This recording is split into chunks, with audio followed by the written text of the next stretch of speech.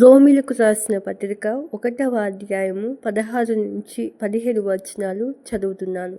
సువార్తను గూర్చి నేను సిగ్గుపడువాడును కాను. ఏలయనగా నమ్ము ప్రతివానికి, మొదట యూదునికి, గ్రీసు దేశస్థునికి కూడా రక్షణ కలుగచేయుటకు అది దేవుని శక్తి అయి ఉన్నది.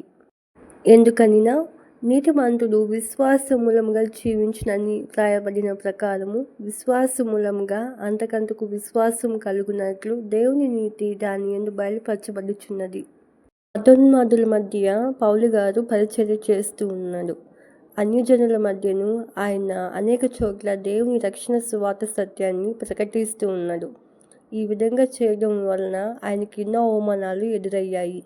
అలాగే ఈరోజు కూడా మనం యేసుక్రీస్తుని ప్రకటిస్తూ ఉన్నప్పుడు అన్యజనుల మధ్య ఎన్నో అవమానాలు మనం ఎదుర్కోవాల్సి ఉంటుంది.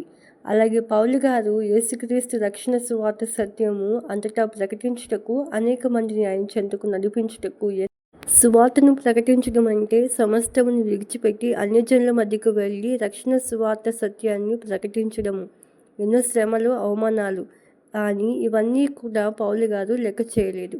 సమస్తమును ఆయన విడిచిపెట్టి ప్రభువైన యేసుక్రీస్తుని వెంబడించుటకు ఆయన సిద్ధపడి ఉన్నాడు. అందుకని ఆయన అంటున్నాడు, సువార్తను గూర్చి నేను సిగ్గుపడివాడను కాను అని. మనలో ఎవరైనాను ప్రభువైన యేసుక్రీస్తుని గూర్చి చెబుతూ ఉన్నప్పుడు అన్యజనులు మనల్ని చిన్న చూపు చూస్తూ ఉంటారు. అయితే దాని గూర్చి మనం సిగ్గుపడకూడదు. ఎక్కడ ఉన్నప్పటికీ ప్రభు సాక్షులుగా మనము జీవించాలి.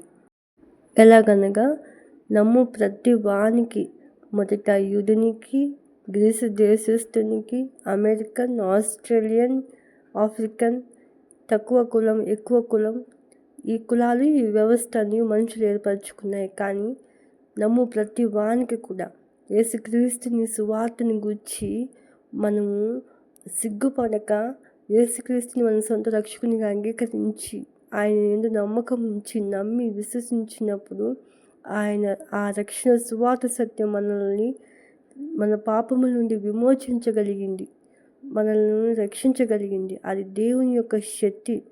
దాని గూర్చి పౌలు గారు సిగ్గుపడక ప్రభువైన యేసుక్రీస్తుని గూర్చిన సిలువ సువార్తను అంతటా ప్రకటించుటకు సమస్తమును విడిచి ఆయన వెంబడించుచు దాని గూర్చి సిగ్గుపడక బహుధైర్యంగా ఆయన ప్రకటిస్తూ ఉన్నాడు. ప్రభువైన యేసుక్రీస్తు సిలువ సువార్త మనల్ని రక్షించగలదు. మన పాపముల నుండి ప్రభువైన యేసుక్రీస్తు మనల్ని విమోచించి రక్షించగలిగిన గొప్ప దేవుడై ఉన్నాడు.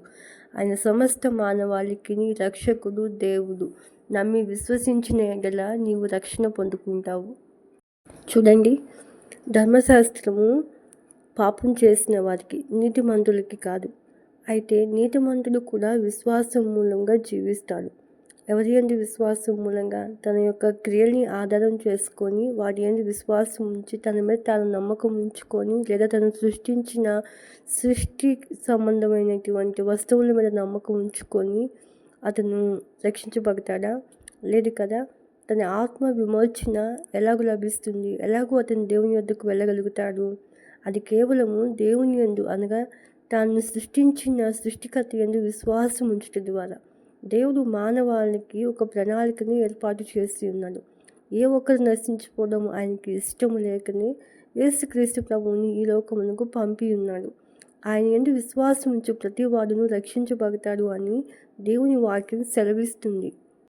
దేవుడు లేని మన స్వంత నీతి క్రియలు, మతపరమైన ఆచారాలని ఆచరించడం ద్వారా, మరి ఏదైనా పుణ్య కార్యాలు చేయడం ద్వారా ఏ ఒక్కడు తన యొక్క సొంత నీతి క్రియల్ని ఆధారం చేసుకొని మతపరమైన ఆచారాలని ఆచరించడం ద్వారా, పుణ్యాలు చేయడం ద్వారా మానవుడు తనను తాను రక్షించుకోలేడు, తన ఆత్మని రక్షించుకోలేడు. దేవుడు మాత్రమే, తను సృష్టించిన సృష్టికర్త మాత్రమే రక్షించగలిగిన వాడు. ప్రభువైన యేసుక్రీస్తుని మన కొరకై ఆయన ఈ లోకానికి పంపి ఉన్నాడు. అలాగే ప్రతి మానవుని కొరకై, పాపి కొరకై, నీతిమంతుని కొరకై ప్రభువైన యేసుక్రీస్తు ఆ కల్వరి సిలువలో తన యొక్క రక్తమును చిందించి మన ప్రాణముని రక్షించుటకు తన ప్రాణం పెట్టి ఉన్నాడు. దేవుని నీతి ఈ విధంగా బయలుపరచబడుతూ ఉంది. ఏ విధంగా అనగా ప్రతి ఒక్క మానవుడు తను తాను రక్షించుకోలేనిటువంటి స్థితిలో ఉండి నిత్య ఉగ్రతకు, అనగా నిత్య నరకాగ్నికి తాను వెళుతూ ఉండగా యేసుక్రీస్తు ప్రభువారు ఈ లోకమునకు వచ్చి ఆ నిత్య నరకాగ్ని నుండి తప్పించి రక్షించుటకై నీకు బదులుగా నాకు బదులుగా తన దేహమందు మన పాపమునకు శిక్ష వేసి సిలువకు వేసి ఉన్నాడు.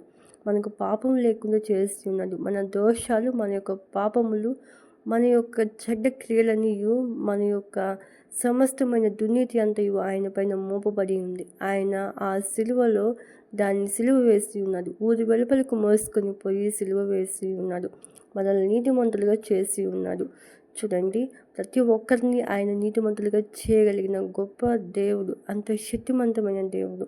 అది నీవు అంగీకరించి నీ స్వంత రక్షకునిగా యేసుక్రీస్తు ప్రభుని స్వీకరించి నమ్మి విశ్వసించినప్పుడు ఆయన నిన్ను మరి అంతకంతకు నీతిమంతునిగా తను చేయగలిగిన వాడు, అంత శక్తివంతమైన దేవుడు. మరి ఆయన యందు నీ యొక్క ప్రతి పాపముని కడిగి వేసుకొని నీవు రక్షించబడి దేవునితో సదాకాలము ఆయనతో పాటు జీవించుటయే దేవునికి ఇష్టమైనటువంటి ఆయన నీ కొరకై చేసిన ప్రణాళిక. ఒక పాపిని తన పాపము నుండి నిత్య నరకాగ్ని నుండి తప్పించి రక్షించగల శక్తిగల దేవుని వాక్యము. ఆ దేవుని వాక్యంలో ప్రభువైన యేసుక్రీస్తును గూర్చినటువంటి సిలువ, ఆయన త్యాగము, ఆయన మరణము, పునరుద్ధానము, ఆయన యొక్క శక్తి చాలా స్పష్టంగా కనపడుతూ ఉంది. ఇది మనం పొందుకుని ఉన్నాము. దేవుడు మనల్ని రక్షించి ఉన్నాడు కదా. మరి ఇట్టి గొప్ప శక్తిగల వాక్యాన్ని నీవు ఇతరులకి చెప్పినప్పుడు వారు కూడా నమ్మి విశ్వసించి ప్రభువైన యేసుక్రీస్తుని తమ స్వంత రక్షకునిగా అంగీకరించి రక్షించబడినప్పుడు పరలోకమందు నీకు దేవుడు ఇవ్వబోయేటువంటి గొప్ప బహుమానం ఎంతో రెట్టింపుతో ఉంటుంది.